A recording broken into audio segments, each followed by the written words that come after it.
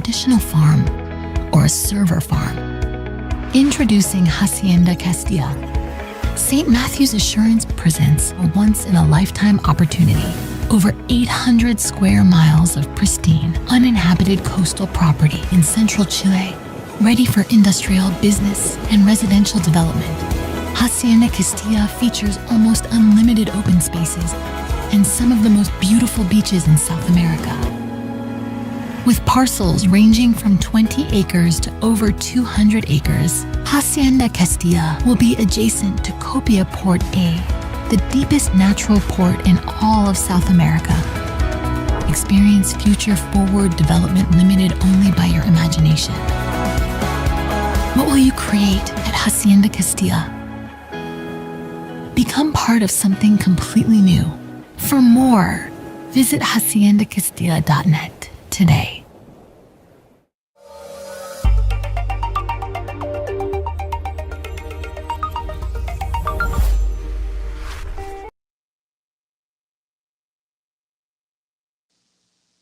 Okay. Good morning, Happy Todd. Friday, John. How are you We doing don't today? have. We're good. I'm sorry to tell you that I am not Melissa. No, the beard gave it away. That was your first clue, I'm sure. But I'll be poorly covering her today, but I'll try to do my best. You'll do fine, John. So today we have some wonderful women. I'll let you talk about them when they get here. But I guess we're off to your monologue. I was just going to say, warrior women, Amy Forsythe and Theresa Carpenter, who were introduced to us by Chris Heaven. Warrior women who have actually won some battles already with the power of the pen. And I just want to say, amongst us boys, I'm going to be a little off color here. There is nothing more attractive for a red-blooded American man than women with guns. We both love guns and women. And when you add the two together, it's like peanut butter and chocolate. So I'm in heaven here. This is great. Love these people. Wonderful. I'm looking forward to it. Yeah. So thanks for putting this together. Yeah, let's start the thing. I've got a few things to share. So thank you, John, the rest of the team. As always, happy Friday, everybody. It's always good to share with you some information. And what's even better is the people we get to meet in the process of doing these podcasts, because we get to share them with you. And Chris Heaven commits what's called a trust transfer when he finds people that he thinks are valuable, that their information needs to get out. He's introducing them to us, and I'm grateful for that, because these stories have to be told. And as I said, warrior women, this is how we take our planet back. I'm a fan of people in uniform that stood and held the line against the biggest killing machine the planet has ever known. These two ladies are some of them in their own way, doing their own thing, and that's what it takes. People get worried and intimidated. You can't take on the government. Yeah, you can, and you can win too. And we did, by the way. When I say we, that's all of you too. It's the information war, and we have won it. You know why? Because nobody wants the stupid shots, and they still keep trying. And that's fine, because it makes it more obvious as to what it is they're doing.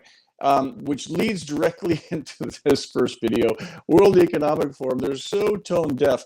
If you can get down to that video, John, it's about 2/3 of the way down. Here's one of the World Economic Forum guys, in his own words. Listen carefully, because he basically says, we got a bunch of junk. No, he says crap. We're going to put a bunch of crap in people's arms, and it's going to be great. Here, listen to it yourself.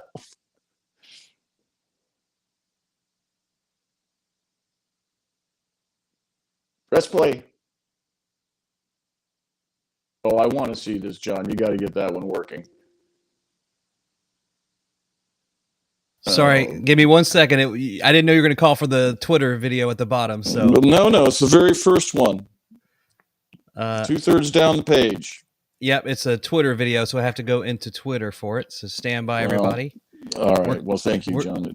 We're coming in that for me, but that's okay. I just want people to understand, while you're getting that organized, these gangsters are so sure of themselves, being in the political class and being untouchable, that they say the damnedest things, like, we're going to put crap in your arm.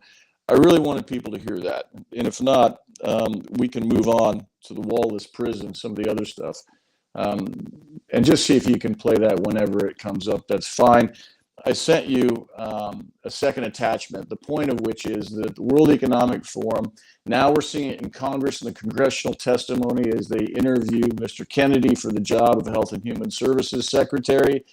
And was it Whitehorse, I think was the lady's name, Senator, who started beating him up, saying, I want you to commit that you're going to force vaccines on people. And to Bobby's credit, he said, yeah, no, I'm not really going to do that. You know, I'll support vaccines, but I'm not going to force them on people. He didn't say it exactly those words, but effectively he wouldn't be shamed or intimidated into providing that person with the political cover they need to force these shots, these junk RNA shots on you, because that's exactly what they plan. The transhumanism and eradication of 7 billion people depends on these shots. And we so screwed up their plan, which was to use the U.S. military to force others to take the shot, that this ain't going to work. Did you get it working, John? See if you can press play on that. Yep. It takes a second to play the audio on this. Sorry, give me 1 minute.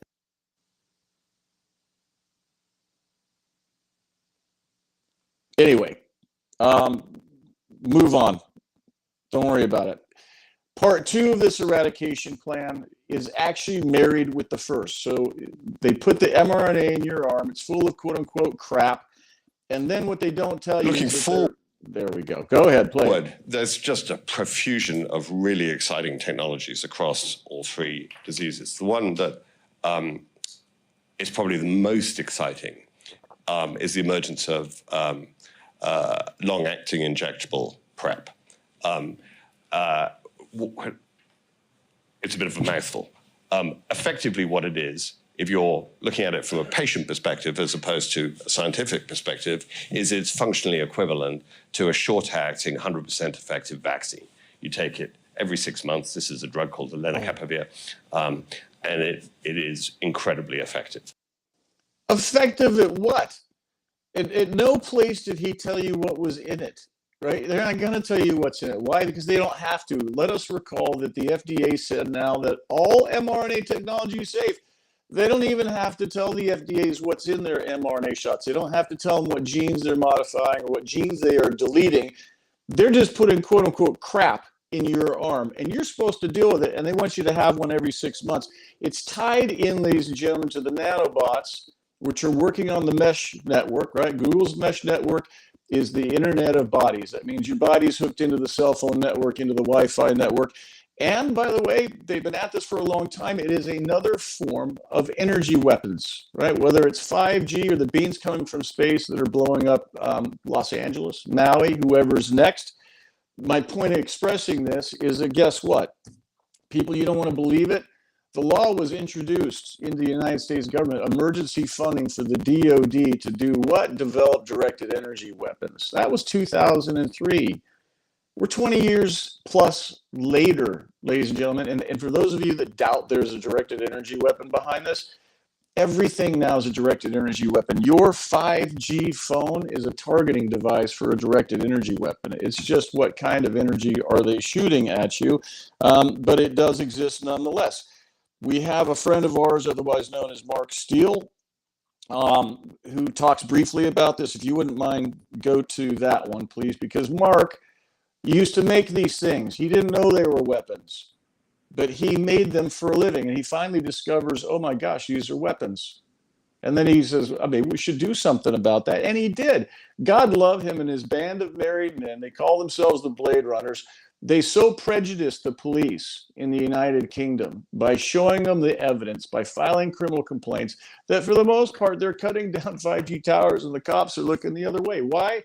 Because it's a weapon and they know it's a weapon. And if you are being battered by a weapon, you have a right to defend yourself. How do you do that? You cut the stupid things down. The cops should be doing it for them. But play for Mark Steele. This is really important, if you could, John. They don't know about technology, consequently sent this document trying to be clever, but what they didn't do, these technical details of the 86 dBm, which equates to 389,000 watts in the main beam, which would confirm this technology to be a weapon. Now, I then put that out. I think there was a lot of trouble about it. We're seeing a lot of this technology. You only have to, walk around your streets and you'll see this, okay? And whose is it? Tells you whose it is. And the main blanket coverage, another thing that they didn't like was me discovering the fact that these were sub-gig emitters. That means they're long range, up to 100 mile, and non-line of sight, by the way, so they can go through buildings, brickwork, etc. Okay, nothing stops them. Let me put that in perspective for you. He just said himself, nothing stops it. So if you listen to Mark carefully, he said these things are in excess of 300,000 watts with a range of more than a mile. Okay, think this one through. Your microwave oven that uses the next set of frequencies higher, not far. I mean, they're right in that range. Your microwave oven operates on 1,200 watts to cook your food. What does 300,000 watts do to you, right, through this targeting device? And we wonder why people fall over dead. We wonder why people are having strokes. We wonder why does Jeff Brain, who started CloutHUB, that took over from him, died from a massive stroke, not one, but two. And all the people around him got sick. 2 others or 3 others died as well because they're being eradicated, right? Directed energy is a weapons platform. As is 5G, and now what Mark is saying is actually it's 4G. It's the later stages of 4G as well. But there's hope, and we've got to live to celebrate that hope. And I got to tell you something that really is near and dear to my heart is what President Trump did as it related to the OECD. If you've been hanging out with me for a while, then you know the Organization for Economic and Cooperative Development is the one world government, it's the one world regulator. They have already, outside the United States, taken over the tax and fiscal policy and the governments, including their medical industries, with something called a competent authority. That's somebody installed between the United Nations and the presidency or prime minister, whoever the leader of the state is. The OECD is now in charge of 183 countries, and they needed to get in charge of the United States. And President Trump said, no, we're not doing it. They have already tracked every last piece of valuable property of every kind back to every last breathing person on this planet. The idea is you can't hide your stuff anywhere. We're coming to get it. They granted themselves international tax authority and have something called Tax Inspectors Without Borders, which means if you're not paying enough tax in your home country, they will go and tax you anyway. President Trump said, no, we're not doing that. This is really important. Why? Because the OECD seeks to eliminate tax competition. They want everybody paying the maximum rate. By the way, in Canada, you may not know this, the top rate is 97% of your income. When I undid the Soviet model economy in Poland, we had to undo a 94% tax rate. That means that the Canadians are more Soviet than the Soviets were, if you can imagine that. So, Mr. Trump, congratulations to you. Great foresight. I didn't know you were aware of this. I'm grateful for it because you have stopped the one world government, otherwise known as the OECD. That is winning. But there's more winning. Play this last clip that I sent to you, if you wouldn't mind, John. This is the Trump effect in Kenya. You got to see this. The other day, crying, oh, I don't know, Trump has removed money. He said he's not giving us any more money. Watu wanalia. Why are you crying? It's not your government. It's not your country.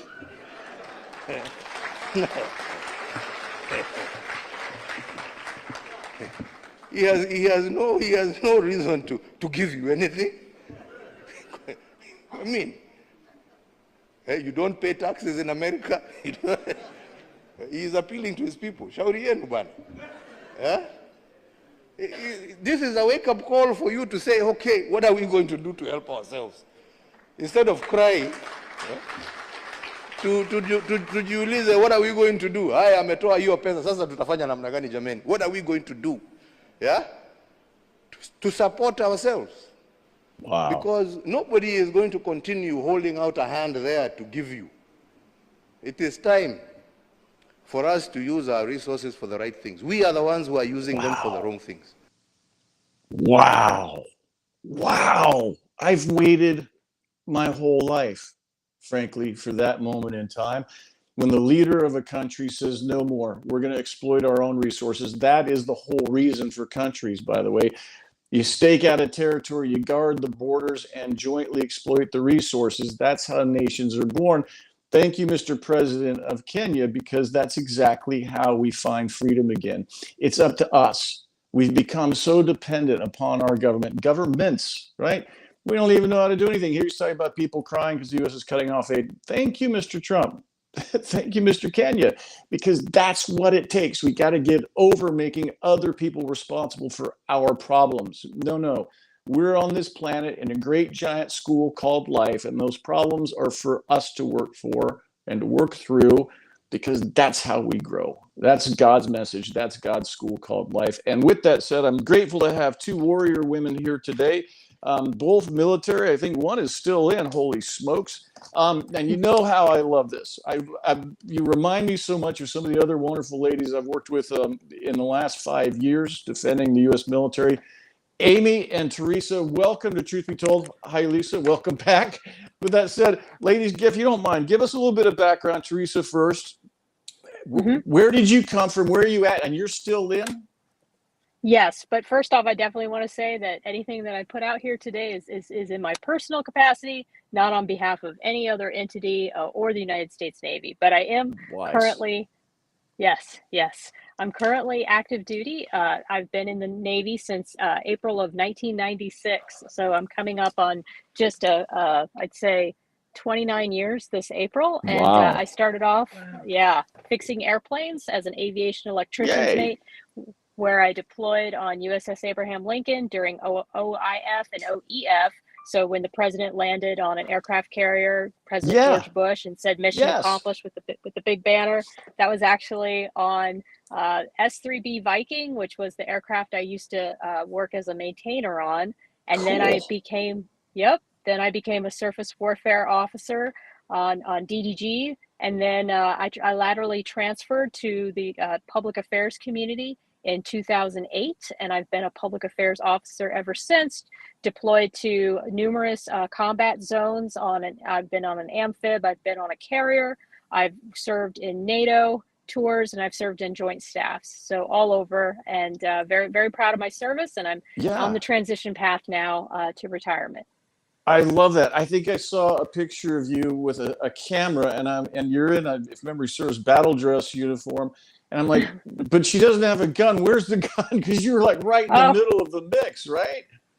Yes.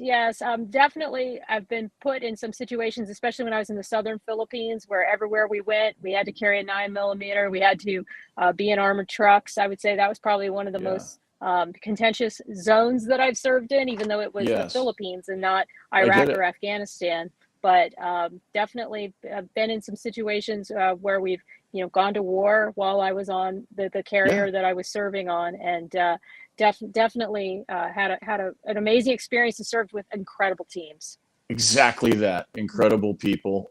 Amy, you're one of those people. Give us a little bit of background, if you would. And I think I also saw a picture of you in a combat zone. You're a war correspondent. Do I have that right? Yeah, that's right. I joined the Marines in 1993 as a combat photographer. Wow. And I just caught this epic wave of opportunities to deploy overseas. Iraq, Afghanistan, Romania, Poland, Sri Lanka, Malaysia, Singapore, just all kinds of interesting places around the world. So covering combat operations, but humanitarian disasters. I was stationed in Guantanamo Bay, Cuba for a year. Some of your listeners, viewers might remember in 1994 and 5, we had the big mass exodus of Cubans and Haitians that tried to come to America. And we housed them all on the base, about 70,000 people. Holy smokes. Small, tiny little base meant for about 4,000 people. So when you hear the words Camp X-Ray for all the bad guys, we stood that up originally in the mid 90s. And so I didn't know that. This week it's, hey, let's send the worst of the worst over to Guantanamo Bay. The facilities are there, the people are there, and it just kind of brings me back 30 years to when I was there, and we had this mass exodus of tens of thousands of people. But since then, I'm currently in the Navy Reserves, actually, still serving in the reserve capacity as a public affairs officer. So Theresa and I crossed paths, and we both had a front row seat to history in America and military operations all around the world. So it's wonderful. I wrote a book recently about the history and legacy of Camp Pendleton, the Marine Corps base at Camp Pendleton. And so I'd love to document history, and you can always find me with a camera and sometimes with a gun. Yes. I Carrying love that. weapons. Yeah. Love that. I'm sorry, it's kind of juvenile of me, but I'm being honest about it. I really do. Me and all my buddies that are kind of gun nuts, where it's always you see a woman out on the range, you're like, wow, did you see that lady? It's something inspiring to me. So I appreciate you all that are like that. And by the way, you're going into the exact same combat zones as the regular grunts are, right? And so I really admire that. It takes courage, especially to go in there when everybody else is armed and you got a camera. That's kind of intimidating to me.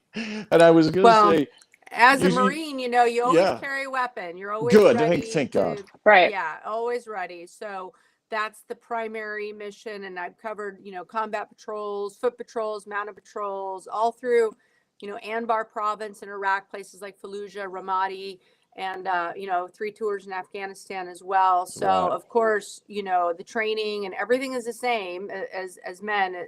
But my role at the time was either escorting media or to document the combat operations. So and thank you for doing that, because the story doesn't get told otherwise. And I am so proud of our service members, that don't get an opportunity for people to understand what they're doing, where and how, and the bravery that happens every day and the noble deeds. Every now and again, you see a shot of a soldier or an airman or a sailor that's got a little kid and they're rescuing families and wherever else it is. And but for your help to get word out, people just don't have a clue. They're going on about their lives. And those are the richest moments in humanity, I think. And I was going to say, when you were talking about Camp X-Ray, you said the worst of the worst. The first thing came to mind. Are you saying that Hillary Clinton and all of them are going there? Is that what I heard? No. Because I'm hopeful. No, I think President Trump is going to lay out a plan for, moving some of these worst illegal alien criminals to use Guantanamo Bay, Cuba, as a facility until they can figure out, how to repatriate them to the country of origin. Well, I mean, that by itself is shocking. When these people came from their countries of origin, you try and send them back, and the country says, no, you can't land your airplane. I really like the way President Trump has approached this, which is, nobody asked me if they could come into our country, but you helped them. So here they are back, and I don't have to ask you because they're your people. So, you take them or suffer the consequences. And that kind of diplomacy has been missing for a very long time, certainly since the last World War we were in. And it's refreshing to see. So I also wanted to chat with you both because you were really behind Pete Hegseth's nomination. A part of that process, I knew there was a bunch of Navy SEALs and other Spec Ops people, but what did you see in Pete Hegseth that made you get behind him and support he's now serving as Secretary of Defense? So I'll start. I just saw him as being incredibly decisive. I saw that he was very resolute in what he saw as a part of the warrior class that he felt we needed to fix. I mean, he has served on the battlefield and he saw the systemic issues that were plaguing the military. Wow. And he wasn't afraid to talk about it. And I think that's okay. And even in the women in combat issue, which I think was probably the most contentious thing that he wants to fix, that in the DEI, is the fact that it's okay to have these conversations. I mean, I just listened to a conversation on Brookings Institute regarding this issue, and it was very insightful. And I think that we need to keep having these conversations. Exactly. Because not talking about it doesn't just make it go away. Exactly. It festers. And that's exactly the point, right? It's what it is we try to do is give people an opportunity to express their views in an uncensored way. And I'm glad you said that about Pete. I don't know the man, but what I do appreciate is the fact that he's fresh blood. He's not a political person historically. Mm-hmm. He was actually on the ground and did all these things. So I think it would add a brand new perspective for it. And Amy, what did you see that made you stand? Well, I'll have to admit, I've been watching Fox News for many, many years. And, I'm just a fangirl of his work working, in TV I worked as a TV reporter for many years. And so there are just some people who are just truly genuine, on camera and connect with people. And so I've watched him on Fox for many years. And so just kind of come to feel like I know him, but he is us. Pete is, a kind of that genre of post 9/11.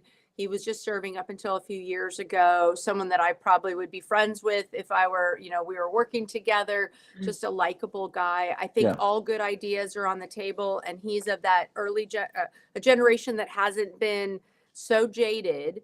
He's at an age where he has the energy and he has the operational and the tactical and the strategic knowledge to, move forward. And so that's why I feel like of all choices, you could pick a 4-star general who served for 40 years, but really is that going to move the needle any? And I just don't think that we've already tried that. We've been there, done that. Yes, we have. So Pete Hegseth brings that energy and relatability to the troops. And not to mention his academics are impeccable. He served multiple tours overseas. He's a reservist like me. So I feel like he had one foot in, one foot out. So he was still operating in the space of like the real world while serving. And so I think that he brings that academia background and plus his real world experience and his overall willingness to make it better. So he's no fool, and that's the point. I like your thought process in terms of his being younger. One of the things we really noticed in the fight against the shots in the DoD was that every rank up to 05, I think both of you were 05s, were in the fight, willing to stand. There was a handful of 06s, not a single general officer. And what happened is they lost trust in leadership. So the top guy, Secretary of Defense, effectively makes an order to frag his own troops. People find out, say, I'm not going to go along with this. And they destroyed the chain of command and trust in leadership. And I think that's got to be priority number one for Mr. Hegseth to fix. How does he do that based on what you've seen? Either one, jump in. I would say that one of the things that he's got to do is he's got to better explain the DEI issue, because there's a lot of people that are understandably nervous and concerned, and they're taking this approach. Like I think I saw in one article that they've decided that they weren't going to teach about the Tuskegee Airmen, which are, I believe, some Black soldiers that served in the Air Force and did amazing things. And that's right. Yes. And so that is a good thing to learn about our heritage and learn about what people have been doing. And so, and Pete understands that. So I don't think people understand the history of DEI. I don't think they understand, and I didn't either, by the way. I did a podcast with a colleague of mine, a former Army public affairs officer, and it really opened my eyes to what some of these initiatives are and how they do go a little too far. And I just think that's first and foremost is he's got to explain why it's divisive. And then secondly, then once we're done with this personnel problem, I mean, and this is probably the bigger issue, is that we've got to put our focus on lethality and war fighting and protecting our interests and having more of our messaging and our communications, again, in my off-duty hat, more of our communications focused on lethality and the way that we are powerful and the way that we're winning. And I think that even he said that during his podcast with Sean Ryan, he talked about how we need the guys that make like the Top Gun stuff, putting out stuff about what we're doing and how powerful we are. And I think that's really going to, help turn the tide on the storytelling side. I think in 6 months, we're all going to be like, why was anyone even concerned about this guy? I really believe that. Maybe I could be wrong, but I believe that. Well, I really hope so. And it goes back to, okay, so I think the DEI thing is really important. What I was going to say is, I was in long before Obama, we didn't have anything racist. I was there with every color and nobody noticed that it was turned into a point. It was turned into an issue of division. And I think it was utilized, particularly when you must have both been in, when Obama said, look, I want to know who's going to fire our new citizens and who isn't. And of course, that affected who got promoted and who didn't get promoted. But going back to how do we reinstall that trust in leadership? And Amy, my sense is that is first and foremost an issue of ethics. that unless we require ethics, unless our leadership is demonstrating ethics and those human qualities we talk about, the heroism we talk about, then there is no standard, and that standard has been missing. So I don't know where it is you've run into this, but how do you in particular get the ethics reinstalled in the general class and the flag officers, because it all flows from there? Well, I think the other services, and I'm biased, could take a page out of the playbook from the Marine Corps. And because I grew up in most of my time was pre-DEI, and so Marines, once a Marine, always a Marine. And there's this brotherhood, there's sisterhood there that is, I think that if people knew it and understood it and could feel it, they would say, that's what I want. I want that. And so it doesn't matter what color, where you come from, what your origin is. People treat each other just like family. Yeah. And so I think that that's what people crave when they join. They think that's what it's going to be like. And so I think the other services could take a page out of that. And that just means that everyone is the same. You don't even know who's what color or race or gender. And so I think if we could use that as a model, because that really is the gold standard of what we're trying to achieve, that you would do anything for your fellow Marines. And so I think that's a good starting point to look at. But back to the Tuskegee Airmen. Yeah, by all means. What happened over the weekend was what we've seen is that people will take a blanket statement and sort of this malicious compliance. I was just going to say that. Yeah. Wow. That people will take that overboard because they might try to sabotage. So there's going to be some, I think, Pete, that was the very first leadership lesson for him, is that preciseness in language and clarity and context is so important, because people will try to sabotage your good intention. But if you're not clear and concise with very specific guidance, people will say, well, that's not what you said. You said to take away all of this. Every junior sailor knows to do this. Yeah. I call them. I mean, seriously. No, I do. I know what you're saying. I used to call them, corporal know-it-alls, because the E4s for some reason know everything. I get your point. And so that was actually rescinded, and it got to the 3-star level where they said, whoa, okay, we're that wasn't what was supposed to happen. And so there's some people out there who are going to try to subvert the actual intent because they don't like the results of the election and are trying to sabotage any good efforts without coming up with actual solutions. And so I think we just all need to be aware of that. And us as communicators in our organizations, wherever that may be, trying to advise and provide guidance and to our leaders who have blind spots, who don't know what people are trying to do. And so being on the lookout and try to quell the naysayers and just help understand where people are coming from and how to fix that. Well, that's important. And that falls in line with what your skill sets are. And I think that'd be extraordinarily helpful to him and everybody else, because it is about communicating, and it's about rebuilding that trust, frankly, which I think has been gone. And part of that includes, replacing wholesale a lot of the flag officers who just went along because it was politically expedient to do it with whatever it is that they were saying. There was no fortitude to stand, whether it was with the shots or withdrawal from Afghanistan or anything else. Where were those guys? And I think that there has to be a reckoning as it relates to what's happened in the last really 5 years, I guess, something like that. But I don't know if there is any impetus to do that. And do you have any sense from Pete, from how you know him or what it is you've seen from, are we ever going to see some accountability for, number one, illegal orders, number one, number two, the injuries that happened to all of our troops, whether it was by not just the COVID shots, but there were anthrax shots from the first Gulf War, amongst others. Accountability is what I'm talking about. How do we bring back accountability? Todd, that's a great question. And I think it's incredibly difficult because you've got to remember that we're in a recruiting and a retention crisis.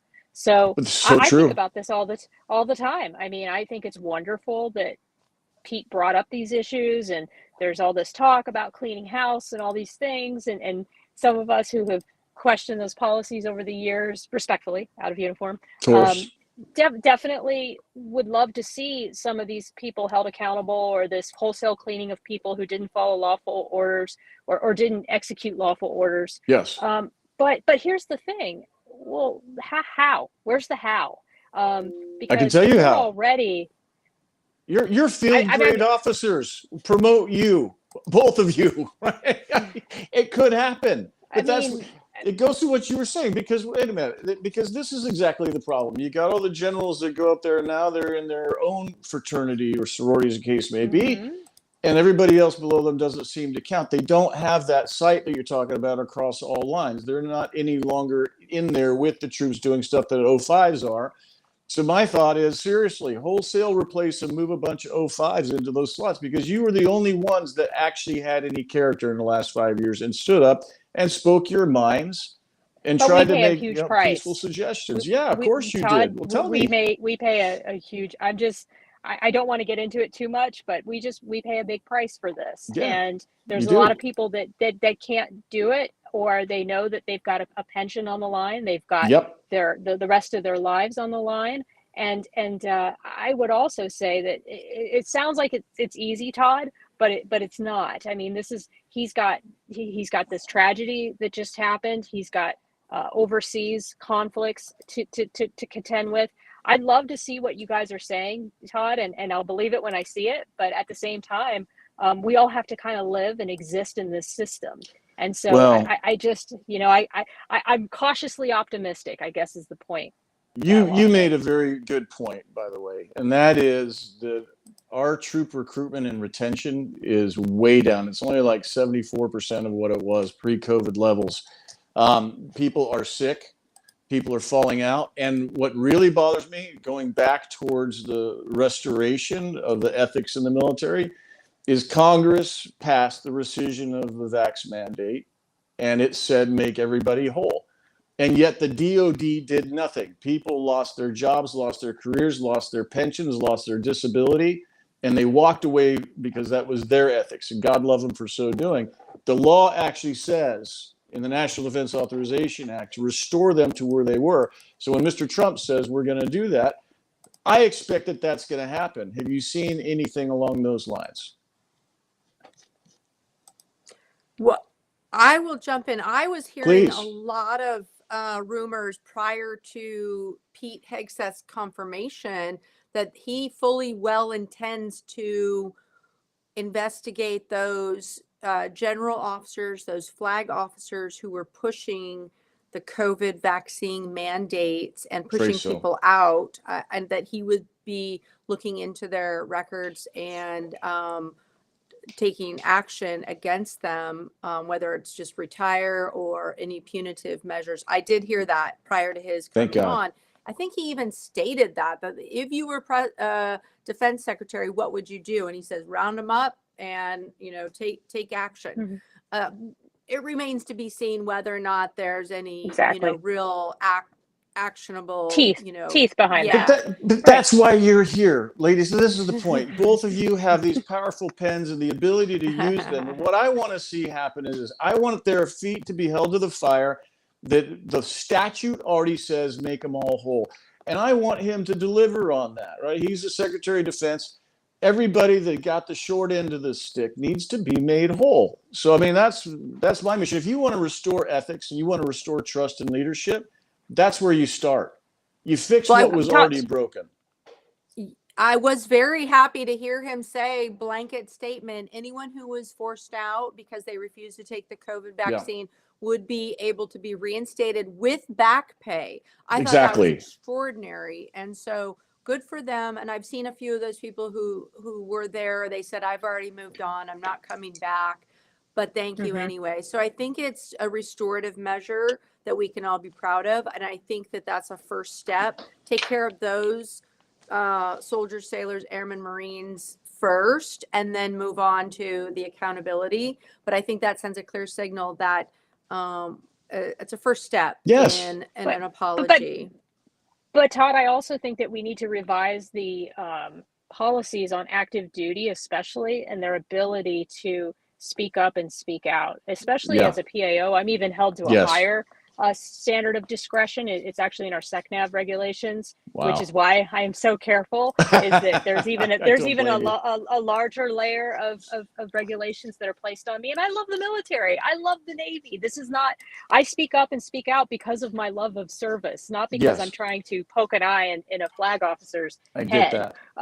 You know, but I will say that one thing I want to see Pete Hegseth do is I want to see him really use the power of his platform to give the active duty members permission to talk respectfully on policy change. Not contemptuous language, not anything that would cause a UCMJ violation, but give the active duty the empowerment that they're allowed to talk about quote unquote political issues, because anything can be considered controversial or political. So when we're able to do that first and foremost, then people like myself and Amy will feel safer speaking up. Well, rightfully so. And let me add to your calculus. You know, in our effort to stop the DOD, it led on to another effort. Lisa, feel free to come back in when you're ready. Lisa McGee, who's my paralegal and star researcher, actually asked, we were 9 or more months into the litigation against Lloyd Austin that we started to stop the shots. And she's like, what kind of a person does this? You know, who is he serving, the troops or not? So she did a FOIA request. She, number one, whether Mr. Austin had FARA registration, because he was acting on behalf of Chinese and various things. It was a legal requirement to do it. He didn't.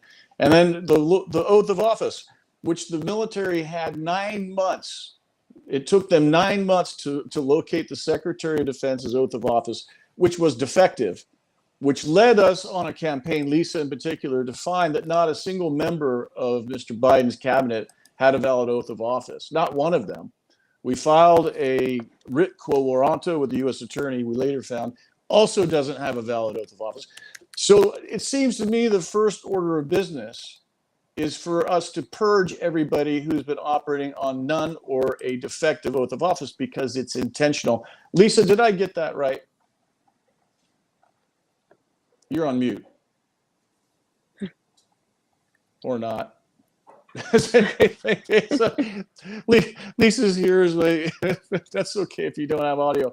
But what I was going to say, if you can imagine this, that we discovered the Secretary of Treasury, the Secretary of Transportation, and the Secretary of Homeland Security, all of them didn't bother to do an oath at all. Not a single one of them. And so the statute on this is 5 U.S.C. 3331 and 3332. And what it says is if you don't have a valid oath of office, everything you did is void ab initio. We put this in front of the government, and they mentioned, oh, by the way, we looked into the Commerce and Energy Committee, and they said, oh, yeah, Fauci doesn't have a valid oath of office. Jack Smith, the guy prosecuting Mr. Trump, the DOJ admitted twice that he didn't have a valid oath of office, so they should probably get one. So isn't the whole point of resurrecting our government, number one, an oath of allegiance to serve the government and not serve ourselves? Are you aware of this? Well, of course, when I take my oath, I take my oath to the Constitution, not to the institution. And I believe in that wholeheartedly. In fact, that's why freedom of speech is such a passionate fight for me. Because to be honest, I grew up in a household where I wasn't allowed to speak about anything. I wasn't allowed to talk about what was going on. Yeah, and it was very traumatic. And so as an adult, and I start to see some of these same patterns playing out in some of the institutions that I serve in. And I say, no, that's why we have the First Amendment. That's why we broke free from England. That's right. I get so passionate about this. Good. And we wanted this country to stay free. And so I'm just optimistic that I believe when I see Pete speak, when I saw the interviews with him, when I talk to people that know him personally, several people, I have great faith that he sees all the same things I'm talking about. And so I pray so. I'm hopeful. I'm hopeful that these things come to fruition, and that this is just a sort of a dark period in our history, and that he's going to come and he's going to right the ship and make us whole again. And once people start understanding where this DEI went, like I said, maybe at the beginning it was well intentioned and maybe it was a good thing, but where it went, which which it might not have been, but where it is now is not a good place, and it is dividing people. And Yes, it when is. we can better understand that, I think we'll be in a better place. Well, I think those are important and wise words. Lisa, did you get your mic working? Yeah, I did. Yeah, Can now we everybody got hear you. me? I invited you back to ask your own questions. Sorry about that. If you have any.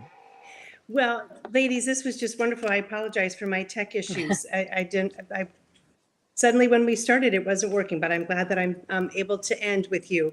Theresa, when we were talking a little bit earlier, if you wanted to share a few of the stories, the service stories that really moved you, I think that would be great.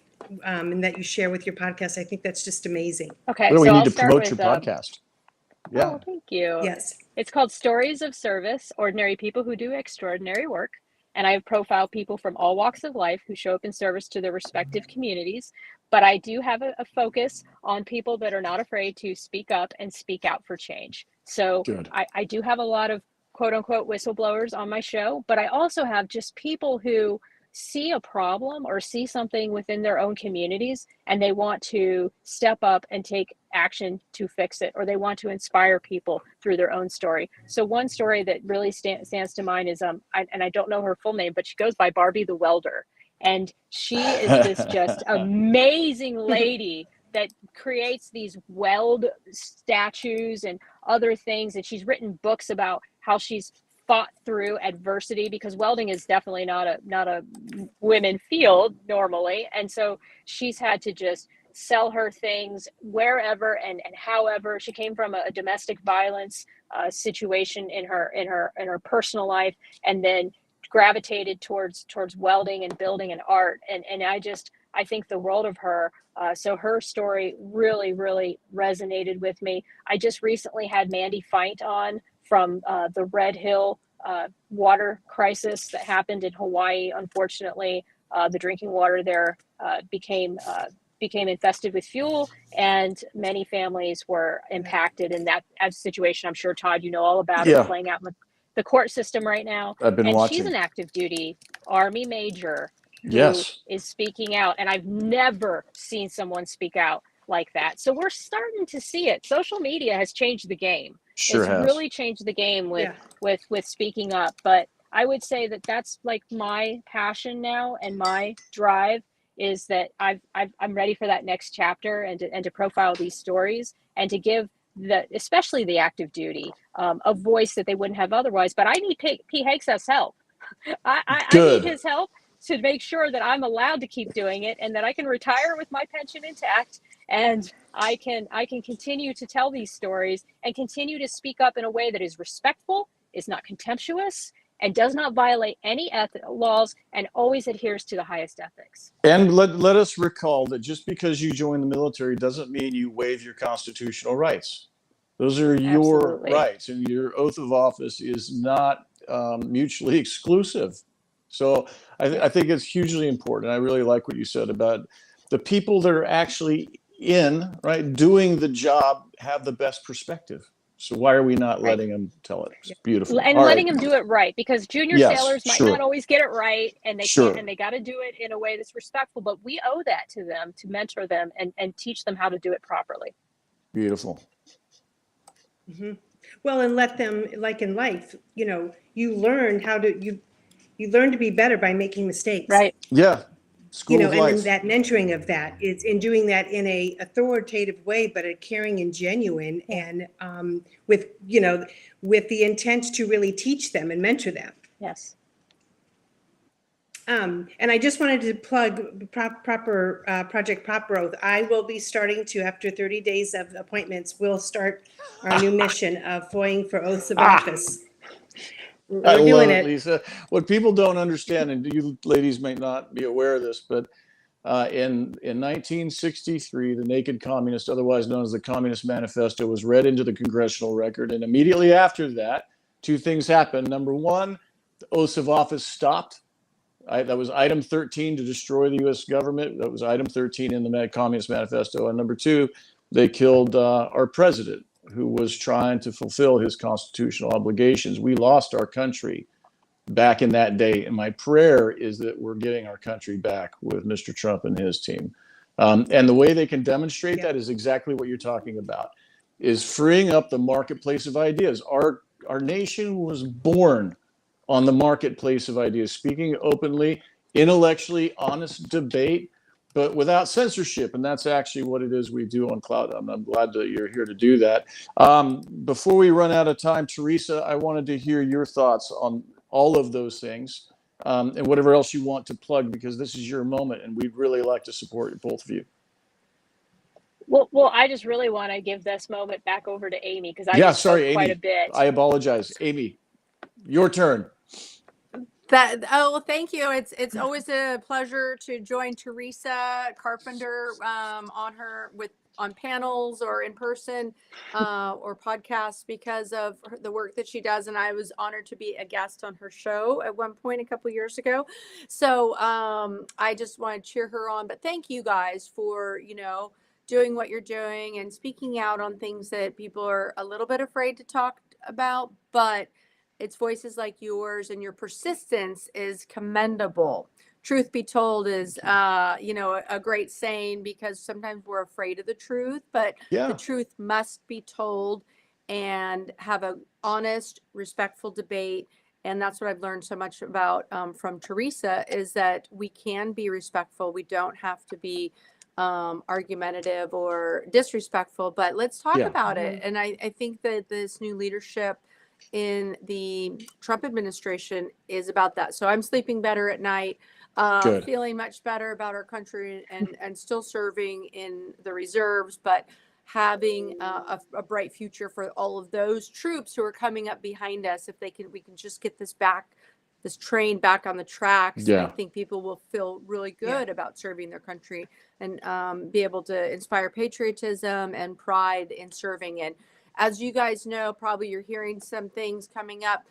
This year is the 250th anniversary of the Army, the Navy, and the Marine Corps. And in 2026, of course, the nation will be celebrating 250 years of independence. Right. So happy birthday. It's a whole big next level of patriotism. Celebration. Yeah. Just in time. Yeah, it is. Oh, that's beautiful. Yeah. When you were talking about truth be told, it's so true. And another thing that we've learned is that truth really triggers. Yes, it does. Yes, it does. So many. And I think that that's really important for those that are really genuine about getting the truth out, because it's scary and it's becoming, it's overwhelming of how much has been kept from us and manipulated so that it isn't the truth. So true. So truth warriors. How about this? Yes. There are only two genders. Should we start there? Kind of a foundational element. I wanted to bring up Kash Patel's. I'd like to ask you both. I mean, he really did, I thought, a great job yesterday in his first round. Did you? Yeah, I actually, he was honest. I did. I watched him, and he was up against what's his name, Pencil Neck Schiff, if he was the guy's name, and he was so horrible to Kash, and I think he handled it actually really beautifully. I was really happy to see. He's not going to back Very down. Professional. And what he showed was that he's not a member of the political class, right? Because otherwise he would have been up there licking somebody's boots, and he did not do that. I was very pleased to see that. So I'm hoping this is a wholesale event throughout the government, and I likewise I pray Mr. Kennedy gets in the role that he's slotted for, and I pray that he finds Tulsi. And it's so important what you said a minute ago. We got to speak the truth frankly and openly. We can't hide it. We can't sugarcoat it. We can't use political correctness, because that is just another form of lying.